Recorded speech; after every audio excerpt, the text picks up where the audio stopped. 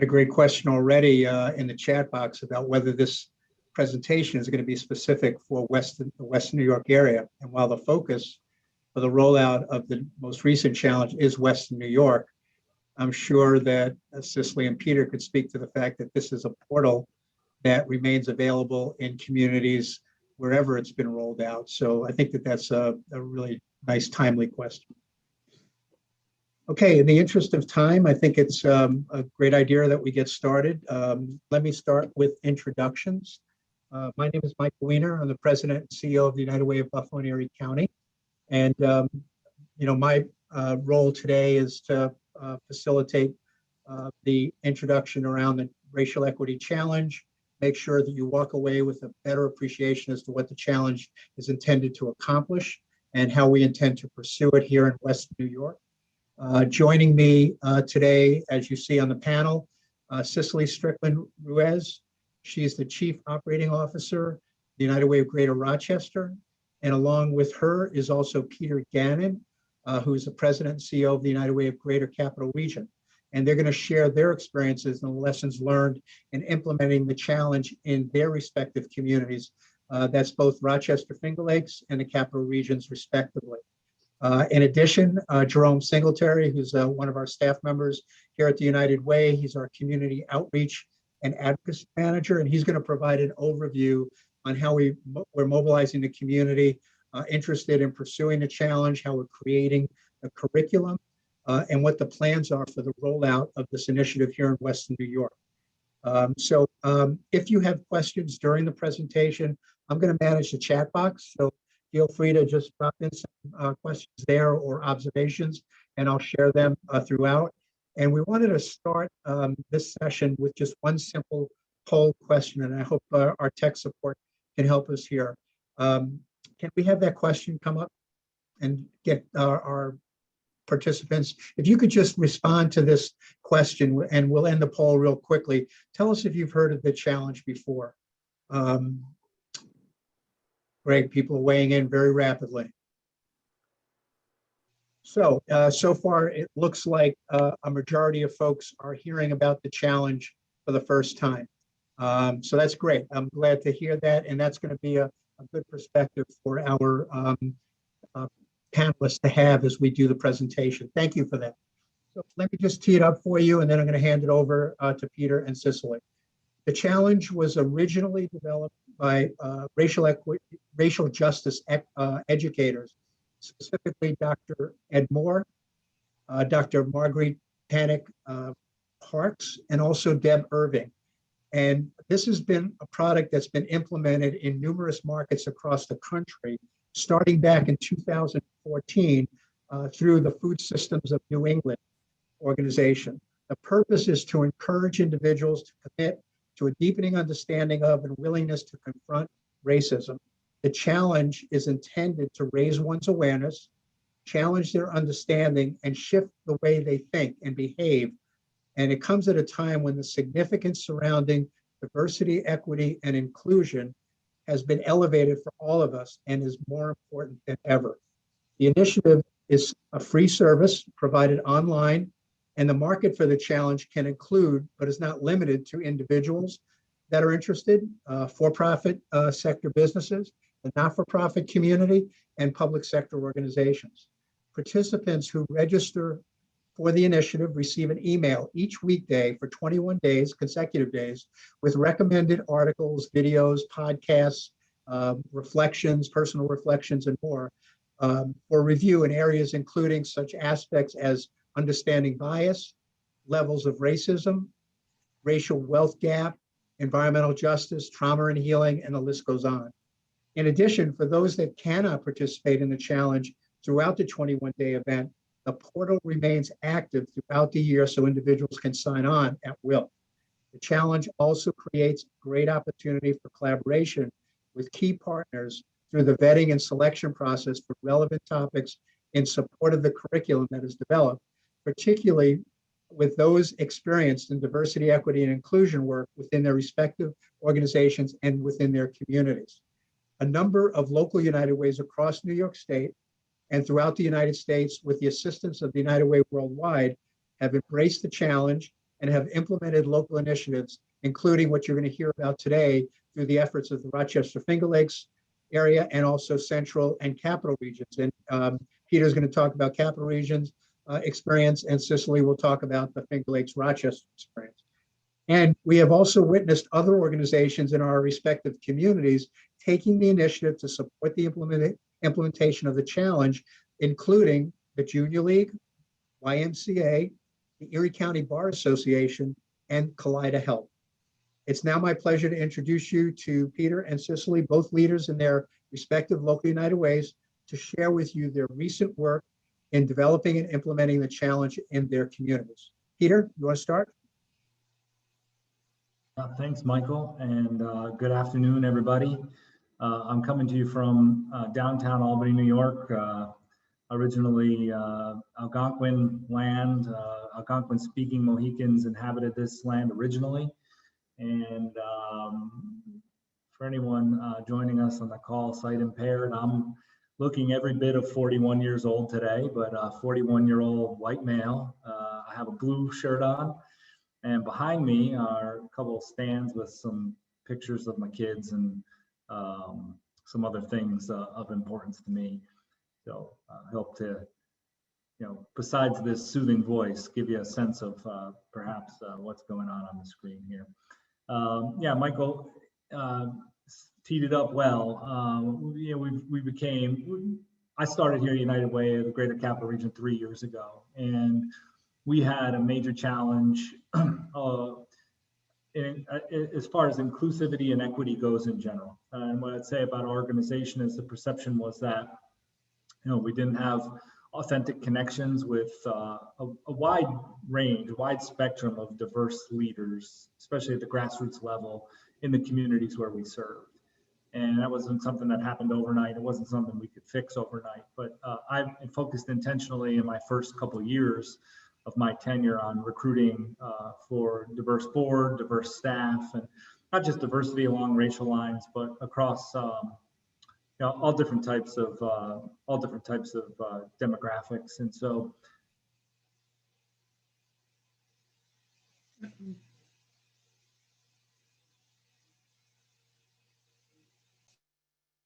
you know, 3 years now, there are days and days. Thing I've learned through the equity challenge work and all of our work in equity is that there is no destination.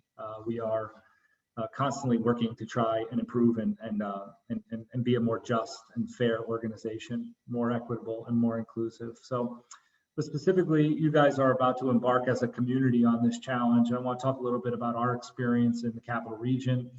Obviously, our 21-day challenge came in the wake of the murder of George Floyd on May 25th of 2020.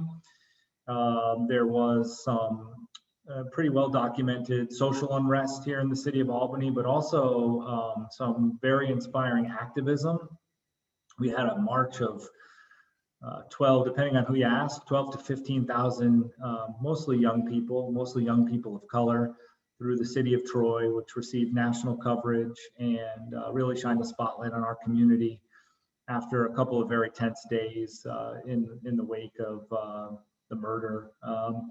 And you guys are all leaders in your organizations. I'm a leader in my organization. As leaders, we sort of have this instinct that we want to fix. We want to make everything better. And the real learning experience for me, I mentioned the inspiration from the 12 to 15,000, mostly young, mostly people of color, who marched on our city in the wake of the murder of George Floyd. Well, the learning experience there was to stand back and let those people lead and provide support in maybe the ways we weren't accustomed to, maybe ways that were uncomfortable for us. And admittedly was uncomfortable for me. I'm usually the person out in front with the megaphone. That wasn't appropriate in this case. And so we did start to think about ways we could advance and sustain the conversation. There have been serious conversation in this country about especially police reform, which I think probably hit fever pitch with the emergence of Colin Kaepernick's social activism. But really, after the murder of Floyd in Minneapolis, we saw a sustained anger, effort, and enthusiasm around the cause like we hadn't seen sustained before. And we started to think about how we could advance that conversation. And, for me, it started with listening. And it sounds like you guys have done a great deal of that, and that's important. And then I started to think about, what could we provide to the community that would help sustain the enthusiasm around the conversation. And what it came down to for me was what I started to see my role as was getting my white peers comfortable with being uncomfortable in this conversation. And it is uncomfortable because there isn't probably, I would venture a guess on a call like this, which sometimes is, like preaching to the converted. There's nobody on this phone call, this Zoom, that would raise a hand and say, yes, I'm racist right now. But the reality is we're all racist. We're all racist because we're existing in a racist system. And what the challenge did for me was it was an intentional, for us it was 4 weeks because we had some breaks in there, chance to think and reflect on some of these issues. And as a white male, cis white male, so many times my instinct is defensiveness. And even to this day, when topics of equity and racial justice come up, as I'm listening, I can feel that defensiveness creeping in. And what the challenge did for me personally, and feedback that I heard from our community that it did personally, was it got people comfortable in that defensiveness enough to let that guard down and learn from what was being taught. And that from that discover is where the growth comes from, right? If I'm looking at my screen right now, and let's just say Don Ingalls here goes to Planet Fitness today and does 50 bicep curls at 75 pounds. For the next 3 days, Don's bicep is going to be sore as hell, but it's also going to be jacked. It's going to be popping, right? So this is no different in the sense that you're coming out of the comfort zone to do real work on yourself. And with that, it's going to be discomfort. But also with that, if Don keeps up that bicep regimen for the next 90 days, his bicep's going to get bigger. It's going to be more effective. It's going to be stronger. And so that is, collectively what we saw as a group. And what I'm most proud of is at least from our approach, and it sounds like you guys are taking a similar track, is that this wasn't a United Way project. This was a community-driven project with 40, it started with 6 organizations and it grew to 45 almost overnight, with each group claiming some of the ownership of it. And that group has continued to meet, continued to sustain conversations around more equitable outcomes in our community, more equitable organizational outputs, holding each other accountable, picking each other up when we fall. We're actually getting set to launch another challenge later in June for folks who missed it the first time, but we've had thought leaders in the anti-racism movement, across all different types of intersectionalities. And it's led to action, which is where I think those of us who want to see change have felt let down before, right? We get busy with our lives, things come up. And what I can say to you confidently today, and it was our case here in the Capital Region, and I think Cicely, who I'm going to hand it to, I'm giving you the 30-second warning, Cicely. What Cicely will attest to in Rochester is that this puts your community on a path to understanding that, there's serious work to be done. The work never ends, and that it's not a bad thing to let the guard down in the name of improvement. And together, we can actually advance the ball. And those of us who've been leaders in our communities have been outraged by the killing of Trayvon Martin in Florida, outraged by the killing of Nina Bland, Freddie Gray, you name it. And more dismayed by the lack of action that ensued. Well, now's our chance. And this is a great entree, it has been in our community, to advancing meaningful outputs that are going to change the game for not just Black and brown people in our community, but for everybody in our community. Getting that understanding that everybody's better when everybody has a seat at the table. So thanks to Michael and BNP for having me, and I'll hand it over to We like to save the best for last at United Way. So we go to Cicely in Rochester now. Go ahead, Cicely. No pressure at all, Peter, right?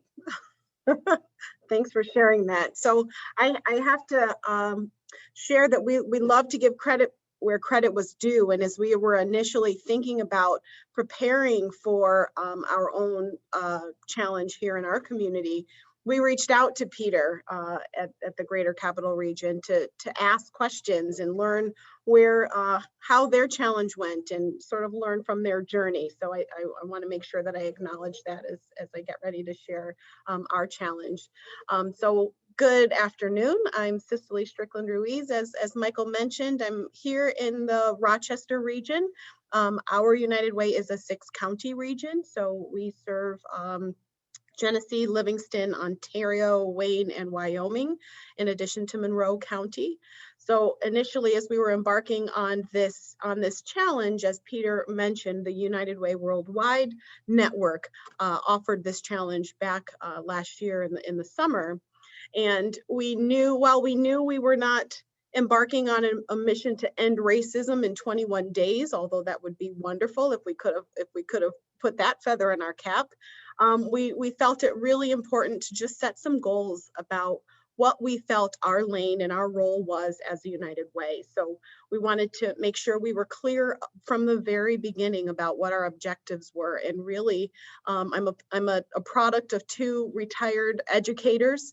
And so really my posture was to think about education and advancing the conversation and thinking about how we could provide content that was accessible on so many different levels. So how could we get that information in the hands of people, make it as easy as possible for them to learn, and not make any barriers in that equation, but also thinking about how we could provide content that would allow opportunities for everyone who is entering this challenge, regardless of where they are on their continuum of learning, to be able to access and learn something from this challenge. So each day, our hope was that people would be filled and their buckets would sort of whet their appetites to learn. So we started, if you will, at a 101 level, where we wanted to make sure that people could understand just some base level terms and think about how, if you have never used terms like structural racism or microaggressions,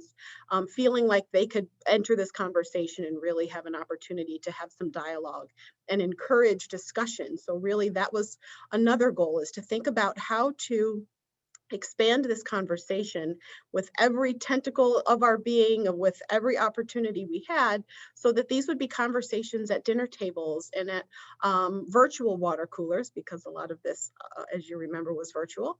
But thinking about how these conversations would take place at the beginning of meetings, before people kicked off and before people went to bed in the evening. So wanting to make sure that there was accessibility here, so that the content was, I think we thought about 6th grade reading level. So we did hear feedback that people's soccer clubs and book clubs were embarking on conversations and taking part in the challenge. Our challenge kicked off on October 23rd of last year and ran for 21 days, just using the weekdays. So we took Saturdays and Sundays off to essentially catch our breath in between each of these weeks. And then we also worked on identifying what the roles would be, both internally for our team. So we built a team to be able to have a strong infrastructure as we moved forward with this challenge. And then we also thought critically about who externally could be our partners. We wanted to make sure from the very beginning we were engaging other organizations that were already involved in this work, other organizations that perhaps needed to be involved in this work, as well as media outlets that would be able to, again, back to those tentacles, expanding our reach and making sure we could touch every area of this conversation, because all of this wonderful content means nothing if people don't know about it, they don't hear about it, they can't see it. And so making sure that we went beyond our own immediate circles to think about who else could be involved. And then aligning that and then aligning our efforts. So we convened a community partners group to come together to help to think about, so again, these are nonprofit organizations, these are for-profits, these are corporations, learning institutions, we had school districts involved, but thinking about ways to help allow for community partnership where they could help to inform some of the content. So we wanted it to be a very a hyper-local challenge to make sure that at the end of each day or throughout the week, we would pepper in tangible opportunities for people to attend events, learn from webinars. This is one of those instances where COVID sort of worked to our advantage, where we were able to provide access to so many different webinars that were taking place and events that were free of charge, that all people had to do was sign on and sign up and sign on to be able to continue their learning. So we wanted it to be very local. We partnered with a couple of our local newspapers who offered to take some of the paywall down so that we would be able to access articles that were local and spoke to our school situation, our educational systems, our health systems, our real estate, local real estate. When we think about redlining, we wanted it to be a very real educational practical application for people to be able to make those connections that, oh, wow, I didn't even know that where I live, the land deed or where I live here, there's these covenants that are on my particular area. So wanting to make sure, again, these were very, that people could draw those connections and not put the dots too far apart for people. And so partnerships was incredibly important. So we had prep, we did partnerships and thinking about community engagement as part of that engagement with our community partners. We leveraged media outlets, we leveraged the Chamber of Commerce, our relationship with them to be able to, again, get into workplaces and companies. And then we thought about content and how to make sure, again, that local content was relevant, it was timely, and then media and awareness, I guess would be number 4. I'm working my way up to number 5, so I know I'm finished.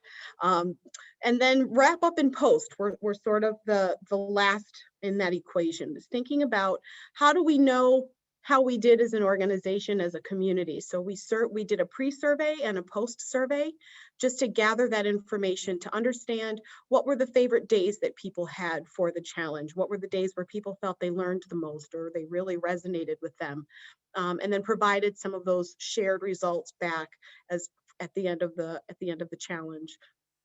All told, we measured number of click rates, we measured open rates, we measured participation rates to see how many people went from start to finish. And we were able to have over 110,000 people that signed up and registered to be a part of the challenge, and more than 450 organizations that signed up as an organization to participate in the challenge. And so now we're still in that sort of wrap up post phase where we're still thinking about ways to leverage this challenge and the momentum that we saw from this challenge. So internally at our organization, we're looking at an equity fund that came out of this challenge. We're looking at ways to continue to partner. We've offered a calendar on our website and a landing page. So for any organizations that want to be able to duplicate a challenge and share that with their organizations or as individuals, that's available on our website, as well as a community calendar is something that we're in the works to be able to make sure people are aware of the things that are happening across the community. So those are just a couple of the things that, as a result of the challenge, we're hearing that organizations are really continuing the learning, which is one of the things we wanted to hear and see and are glad to know, because there's lots more work to do. So that I think probably sums up my time limit, but happy to chime back in as necessary as we continue our conversation. Thank you, Cicely. We actually have a minute or two. I want to just ask a quick question of you and Peter, particularly as it relates to the responses, the reactions, the level of appreciation from participants who went through the challenge. What were some of the common themes that you were getting in the way of appreciation, learning, and the like? That's not a stump question. Come on. You chopped up on me at the beginning, but if I think I heard your question correctly, Michael, it was about what were the common themes of appreciation you heard during the challenge. I mean, I think,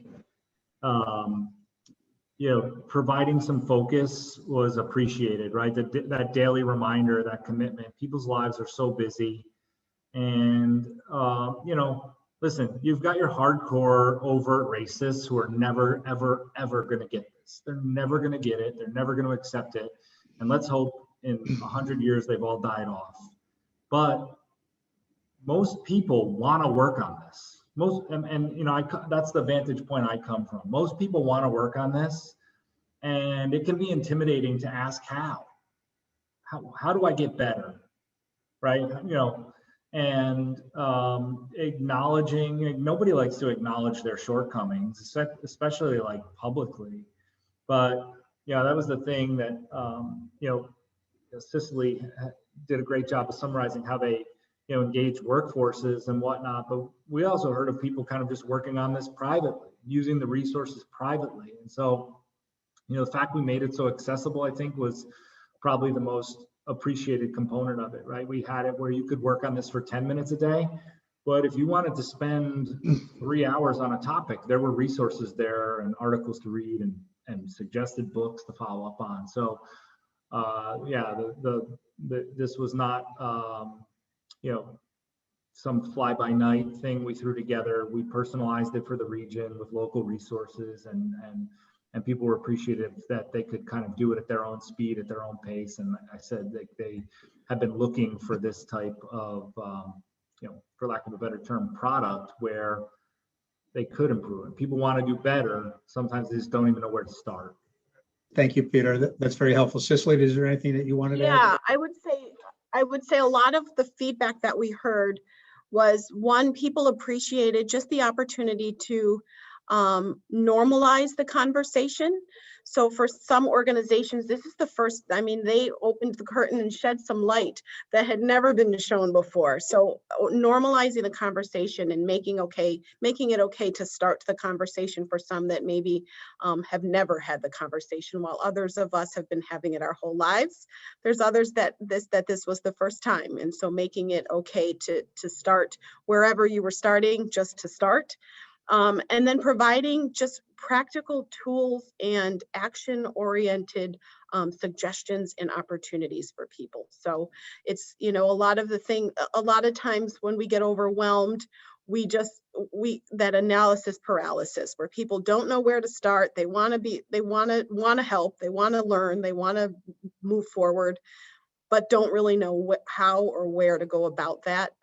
In some instances, in other instances, there's not an interest. So we appeal to the willing.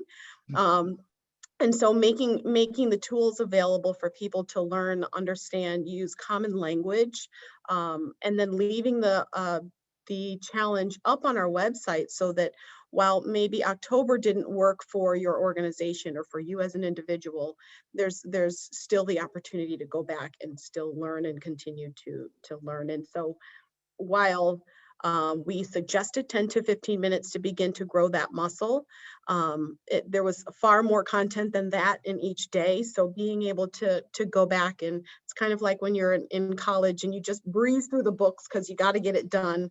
And then being able to go back and really spend some time and sit with it and learn about it once you really are sort of in that situation. So making the tools available and keeping them, and then just listening to hear where we can be of service as an organization to others. So we get, to this day, we still get questions about how can my organization think about our policies and our practices?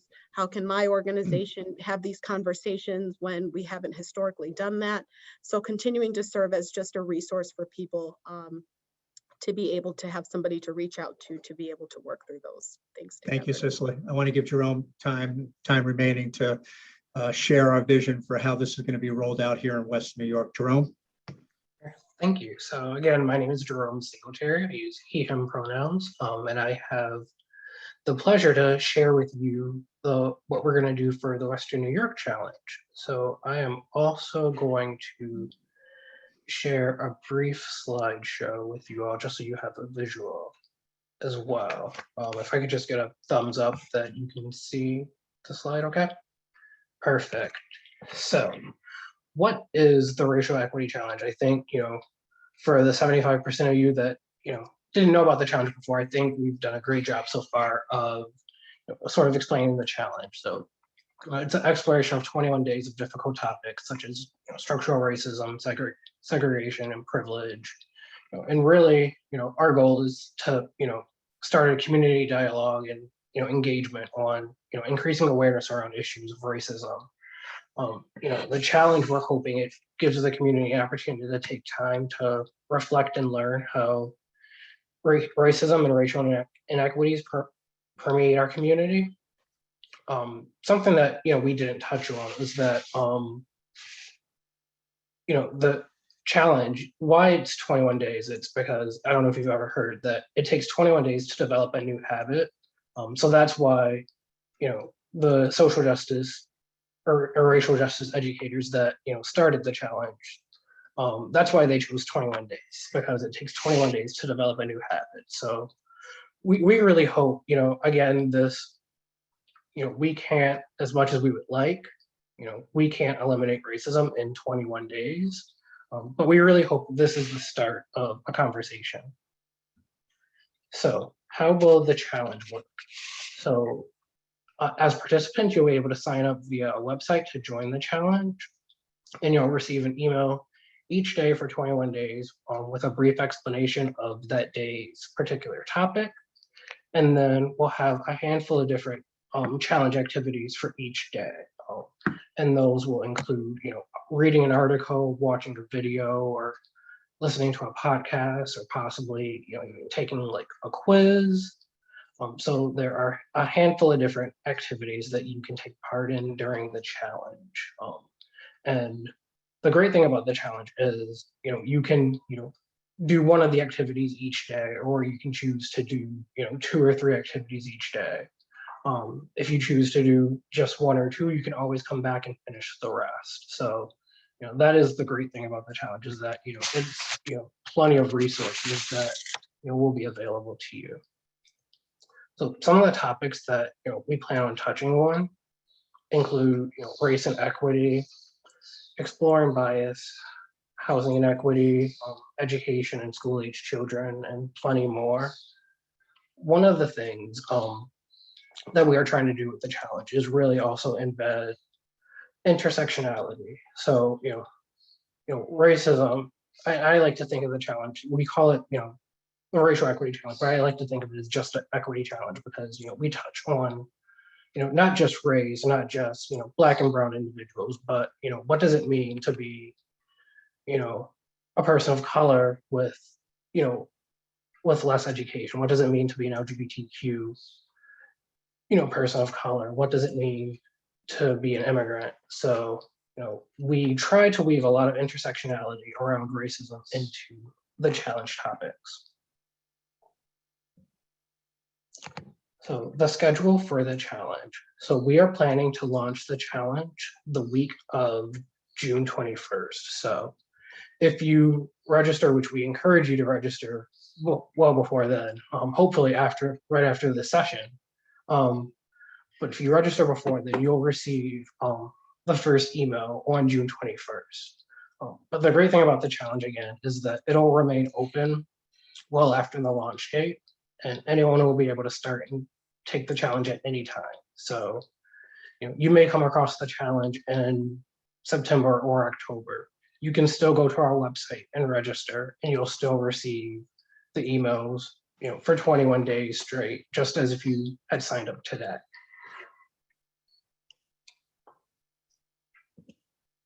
So how you can get involved. So you can register for the challenge at uwbec.org/21-day challenge. If you are a part of an organization or a company or a school, you could possibly have 1 or 2 team members lead the challenge internally by signing up, by having that one person sign up, and then they forward the daily emails, or share with staff via an intranet or other system. I know Rochester, and I think you can speak to this, Cicely, that there are a handful of, or organizations did it a handful of ways. So, it's really, we encourage you to, talk with others in your organization, see what works best for you. We can also connect you with organizations that have participated in other challenges. If you, as an organization want to get, thoughts on, how can you implement this in your organization?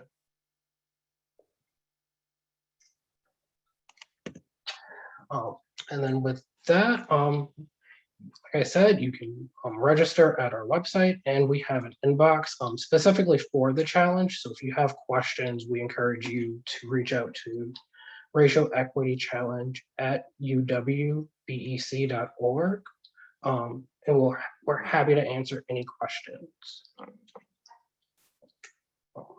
So with that, I knew I blew through that pretty quickly, but that leaves just that much more time for questions. And I think, so Michael, I don't know if you want to add anything else, or do we want to move right into questions? Yeah, I want to just share a couple of observations. I'm going to kick off one question, and anybody can unmute themselves or use the chat box if they want to ask questions as well. The two things I wanted to highlight were, number one, as Cicely did comment on when they developed in the greater Rochester region, their challenge, they consulted with Peter. We did the same thing as we were developing the concept of implementing a similar effort here in Western New York. We spoke with Cicely, United Way Worldwide, Central New York, everybody we could, so we could learn what their experiences were and what takeaways that we could appreciate, we could weave into the fabric of our implementation plan. So I thought that was very classic, and from a developmental standpoint, very opportunistic. The other thing that I want to highlight is, you've heard it a number of times, but the portal remains open continuously throughout the year and into succession years as well, so that people who don't have the opportunity to engage in the 21-day challenge when it's initially launched, and by the way, we're already getting feedback that our launch, which coincides, by the way, with Juneteenth, which was part of our plan, also unfortunately connects with summer vacation. And so we're already getting some feedback from some of our partners that I'm not sure I'm going to be able to mobilize my workforce to commit to the full 21 days because they may be on vacation, which we fully understand. But that's one of the upsides of having the opportunity to sign on at any time during the year. But the other thing that I want to point out is, as a community and as a region, we have the ability to use that portal to message throughout the year on relevant issues associated with equity. And so Cicely talked about that. Peter talked about that. This is something that we also see as opportunity. We don't have a game plan yet in terms of what that segmented and future messaging will look like. I think a lot will depend on what the external environment looks like and what are the important and very classical things we should be talking about and doing ongoing communications on. But it is a nice feature about the portal as well. Any questions that people have? So here's a question. What organizations in Buffalo are currently on board with the challenge? Jerome, that's a great question. You want to take that one? Sure. So we have a lot of different organizations. A few that just come off the top of my head: Girl Scouts of Western New York, Ingram Micro, the Buffalo Bills, Blue Cross Blue Shield, or now Health Now New York, I believe. And there's at least 24 more that have already either registered or expressed interest in registering. So we have plenty of organizations. As we said from the beginning, non-profit, for-profit schools. We even recently spoke with Erie County and so we have the county on board with county employees registering for the challenge. Here's another one. The chat box says Univera and also South Buffalo Community Association have signed on. And so the purpose of this kind of presentation, and we felt blessed that the Buffalo Niagara Partnership and Dottie and her team gave us the opportunity to have this breakout session, because I believe the best way for us to get people engaged in this conversation locally and regionally is to participate in opportunities like this. So when we were told that we could share our experience and the plan we were developing, as well as showcase some of our colleagues' work across the state, we thought it was a win-win. And in fact, what we are seeing is a lot of more promotion about this opportunity. So another question, Rebecca asked, can individuals outside of New York participate in the 21-day challenge? I don't see why not. Jerome? No, anyone throughout the country, even the world is, we encourage, to register and participate in the challenge. It is, some of the content is geared towards, Western New York, but, the great thing about the challenge is, and Peter and Cicely will appreciate this, that, we've really, we're able to, because other communities have done the challenge, we've really been able to, essentially copy paste and take what other communities have used and sort of tailor it to Western New York. But with that said, a lot of the content is national content. So here's a great question, and I'm going to actually not put you on the spot, Jerome, but ask Peter or Cicely to weigh in on this one. How are organizations and companies incentivizing participation? In your experience in operationalizing that challenge in your respective communities, do you have stories in this regard? Haven't heard of Yeah, go ahead, Cicely. Yeah. I was going to say incentivizing is a tricky word. I think Inspiring? How about inspiring? Inspiring, I would say making space and providing opportunity for this conversation. So we've heard quite a few organizations that are actually scheduling lunch and learns or scheduling group discussions or scheduling opportunities for small departments to come together and have conversation. We didn't do anything with incentivizing, as we want people to be in it for hopefully the right reasons, but we are really excited to hear that so many organizations are making space for these conversations in the course of the workday. Very helpful. One of the things that I will share as an observation that I'm very keen on is that more than ever, organizations, for-profit, not-for-profit, public sector, are saying they need to do more in exposing their workforce to issues around diversity, equity, and inclusion. But they may not have the resources or the capacity to educate and bring training opportunities to the workforce. Well, here's a great opportunity to connect the dots, encourage and inspire your staff to get involved in this type of educational opportunity. And it doesn't cost you a thing. Here's another question. What are you most excited about sharing with our community? Is there a particular active response you are hoping to see? Well, I could tell you, and Jerome would probably kick me under the table if he hears me say this, but I would aspire to have the same experience that Peter and Cicely have had in their respective communities, where there was a high percentage of participation, where there was an appreciation for the learning opportunity, and there were sponsors that stepped up and helped advocate within their organizations for their workforce to get involved. Jerome, what were the websites that you were posted in the last slide? I think somebody wants to see those again.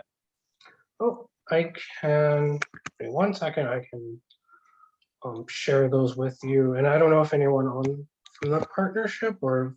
Just go to our website too, right, Jerome? UWB. Yeah, I don't know if we can have the slides shared with everyone after. There you go, great.